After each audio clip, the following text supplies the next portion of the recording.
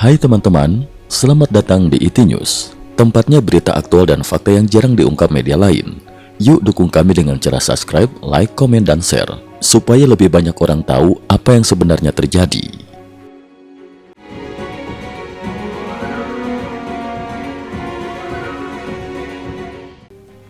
Salam pemirsa, Washington, Februari 2026. Laporan terbaru dari media pertahanan The War Zone mengungkap bahwa Komando Serangan Global Angkatan Udara Amerika Serikat, Air Force Global Strike Command, AFGSC, menyatakan kesiapan teknis untuk mengonfigurasi ulang rudal balistik antar benua ICBM Minuteman III Komodo hulu ledak majemuk atau Multiple Independently Targetable Reentry Vehicles MIRV apabila Presiden Amerika Serikat mengeluarkan perintah resmi.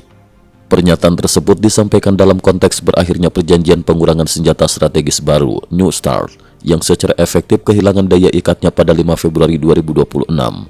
Setelah masa pembatasan dan mekanisme inspeksi tidak lagi berjalan penuh akibat memburuknya hubungan Washington-Moskow, langkah ini dipandang sebagai sinyal bahwa Amerika Serikat tengah memasuki fase kebangkitan strategis nuklir yang berpotensi mengubah keseimbangan militer global. 400 rudal di silo siap ditingkatkan daya hancurnya. Saat ini, Amerika Serikat menempatkan sekitar 400 rudal Minuteman III di silo bawah tanah yang terbesar di 5 negara bagian, Montana, North Dakota, Wyoming, Colorado, dan Nebraska.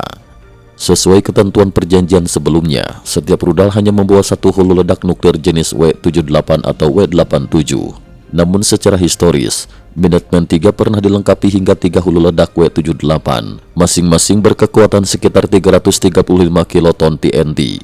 Dengan konfigurasi MIRV, satu rudal dapat menyerang beberapa target berbeda secara simultan, meningkatkan fleksibilitas sekaligus daya gentar strategis.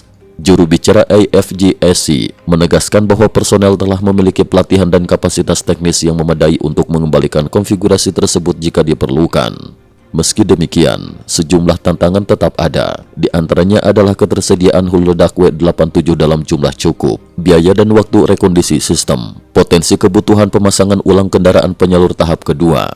Mantan Komandan Komando Strategis AS, John Hyten, sebelumnya pernah menyampaikan dalam sidang Senat bahwa aspek teknis dan kelayakan langkah ini perlu ditinjau secara serius sebelum implementasi. Bayang-bayang Peacekeeper dan transisi ke Sentinel. Sebagai perbandingan historis, rudal LJM-118A Peacekeeper yang telah dipensiunkan mampu membawa hingga 11 hulu ledak W87 dengan daya ledak teoritis mencapai 475 kiloton TNT per unit.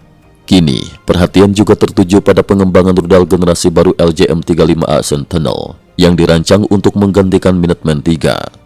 Program Sentinel menghadapi lonjakan biaya dan keterlambatan teknis, serta awalnya dirancang hanya membawa satu hulu ledak.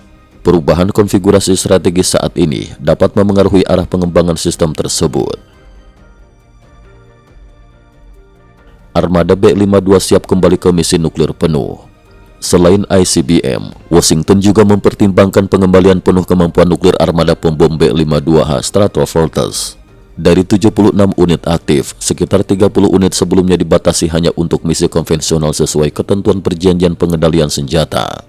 Menurut laporan The Wall Street Journal pada Februari 2026, jalur pengaktifan nuklir pada B-52 sebenarnya hanya dinonaktifkan secara fisik dan bersifat reversible. Secara teknis, pengembalian fungsi nuklir B-52 dinilai lebih sederhana dibanding rekonstruksi MIRV pada ICBM. Saat ini, B-52 membawa rudal jelajah nuklir AGM-86B. Penggantinya, AGM-181A, Long Range Stand-Off Missile, tengah dikembangkan dan juga akan dipasang pada pembom siluman B-21 Raider.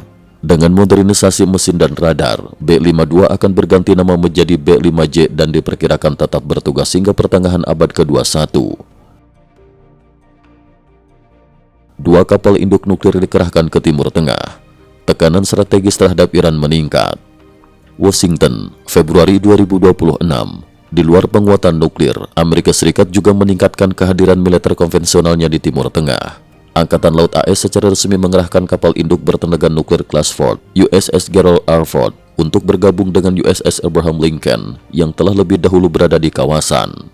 Pengerahan 2 kapal induk sekaligus dalam satu kawasan operasi merupakan langkah yang jarang terjadi dan biasanya menandakan kesiapan menghadapi skenario eskalasi tinggi.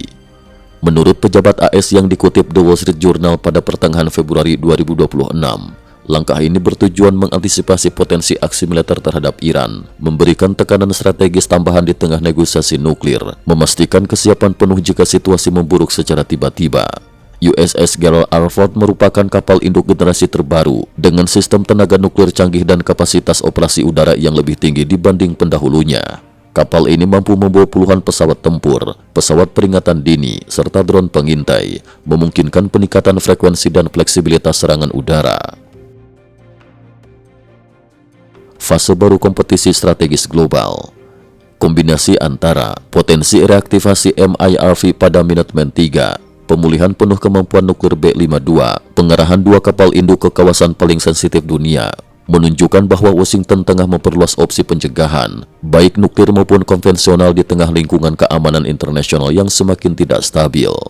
Para analis menilai bahwa langkah ini bukan sekadar respon teknis atas berakhirnya New START, melainkan sinyal bahwa era pembatasan senjata strategis mungkin sedang memasuki babak baru, di mana fleksibilitas, kecepatan respon dan daya gentar kembali menjadi prioritas utama dalam kalkulasi kekuatan global. Cukup sekian dulu, terima kasih atas perhatiannya. IT News juga memiliki channel di platform kancing.com.